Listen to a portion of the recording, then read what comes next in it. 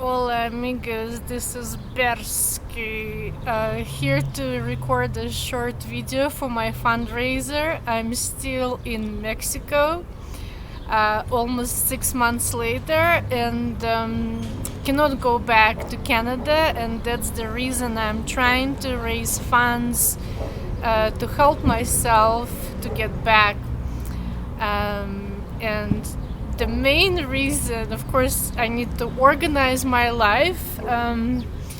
My apartment's lease is up in June.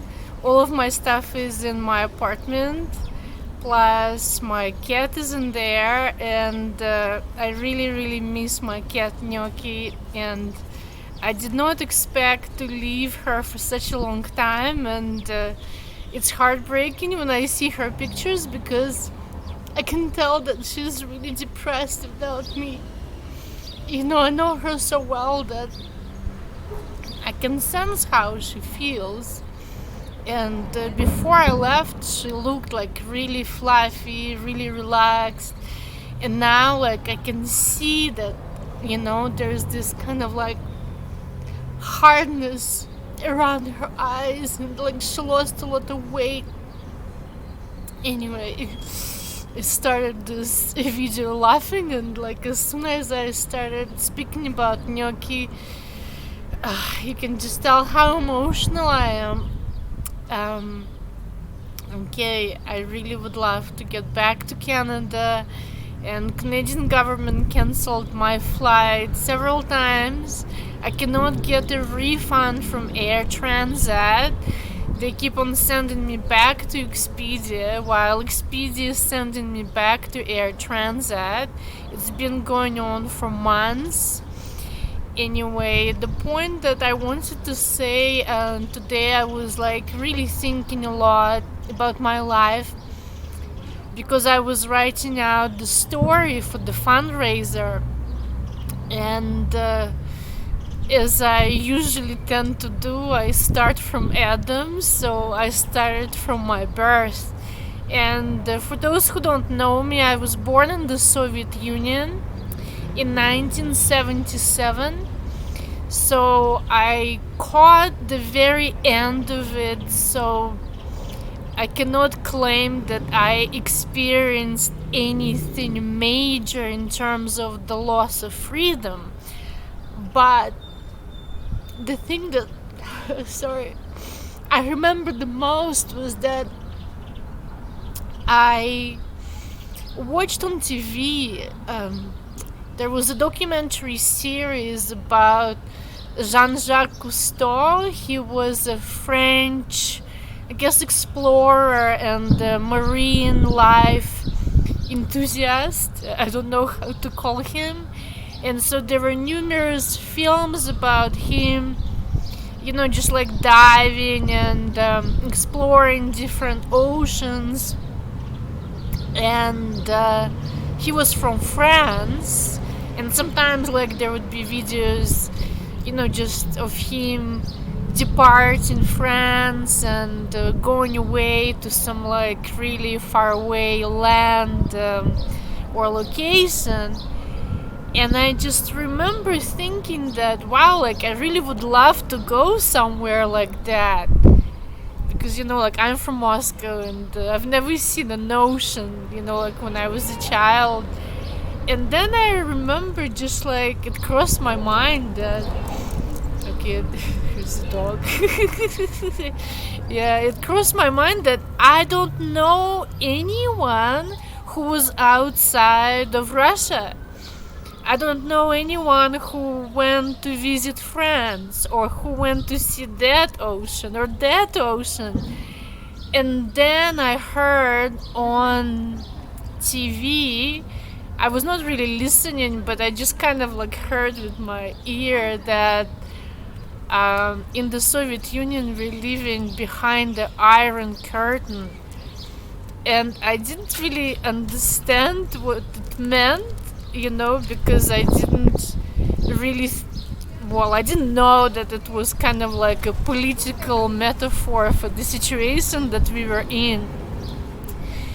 but I understood that we just couldn't come out, that it was impossible to travel to other countries. And I was just so terrified. I was thinking, wow, like, how come there's this iron curtains? And I imagined this huge curtain that surrounded our country. And, at the time, I was already, because I so, like, dreamt about traveling, and I looked up, I had this, like, atlas for children, and I explored. I knew where the Atlantic Ocean was, where the Pacific Ocean was, and I knew, where Russia was or the Soviet Union was. And I just imagined, like, I had this horrific, absolutely terrifying image of this iron kind of like curtain that was surrounding our country, and that there was nothing I could do, that I would never like be able to travel again. And I remember one time I was in St. Petersburg, and I think I was maybe 6 or 7 years old at this point, and I was with my older friend Masha. And so I asked her about the Iron Curtain. I said, do you think that like someday I would be able to travel, to France or to see the ocean, And she told me, like, she was very confident. She said that, yeah, like, it's not sorry, it's not always going to be like this, like sometime in the future it can change, like it will all change. And I was so encouraged by what she said. And later on, like, she immigrated to Italy and I immigrated to Canada because I wanted to live and decide, like, for myself, like, what I want to do in my life. And therefore, like, I find it really, I don't even know how to describe it, like, crazy that now, like, I cannot go back to Canada, like, I came from Canada in December. I have an apartment in Montreal. Everything that I have is in there, like I said before. I had a ticket back for the end of February with the Canadian Airline to go back to Montreal. I came to Mexico on a Canadian passport. And so far I have not received any assistance whatsoever from the Canadian Embassy, because I did not plan on staying here for almost 6 months at this point. I came only for 2 months, and I wish that they told me up front, that that's it, like, you cannot fly back, like with the Canadian Airline. But what they do, it's always like the same kind of like tactic, it's like, always like in increments. Okay, it's like 2 weeks, like with the lockdown, and then another 2 weeks, right? And then another 2 weeks. The same was with the flight cancellation. They canceled first for 2 months, and I was like, well, okay, I guess I can stay here for 2 more months. And I reached out to my friends and family, and they helped me. But then it just continued, then it was canceled until June, and now it's canceled. My flight, they're saying, oh, well, you can rebook for December, November. I'm like, excuse me? Anyway, and I just have, just wanted to read out, like, what it says in the Canadian passport.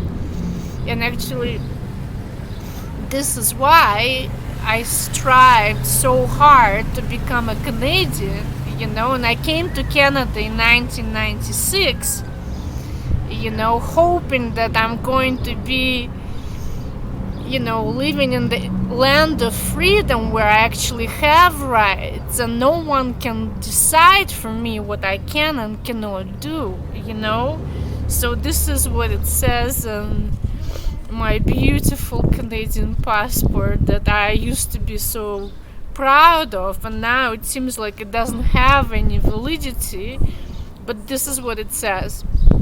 The Minister of Foreign Affairs of Canada requests, in the name of Her Majesty the Queen, all those whom it may concern to allow the bearer to pass freely, without delay or hindrance, and to afford the bearer such assistance and protection as may be necessary. While talking about hindrance, like what do you do when your own government hinders your travel plans? Okay. Assistance, I have not received any assistance from the Canadian Embassy in Puerto Vallarta so far. And it seems like instead of helping me, they're investigating me. And in one of the first emails, they asked me a question, but it sounded like a suggestion.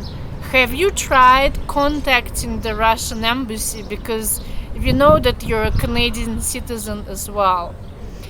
And to me, it just doesn't sound right at all. I felt like after all of those years of being a Canadian, I immigrated to Canada, like I said, when I was 18. So I went to the Canadian University. I graduated from University of Toronto. And like I said, I came from Canada to Mexico on a Canadian Airline. It was the Canadian government who cancelled my flight. And I had the ticket back to Montreal, which is located in Canada in the province of Quebec. My cat is there, and it was the Canadian government who cancelled my flight. So what does Russian government have to do with any of this? I would like to understand, but obviously there's nothing to understand because it doesn't make any sense.